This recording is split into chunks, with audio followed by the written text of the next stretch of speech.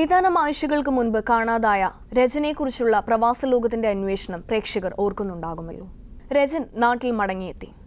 ഈ സന്തോഷം ഞങ്ങളുടെ സംവിധായകൻ റഫീഖ് റാവുത്തറുമായി പങ്കുവയ്ക്കുകയാണ് രജന്റെ മാതാവ് റോസ്ലി. ഹലോ,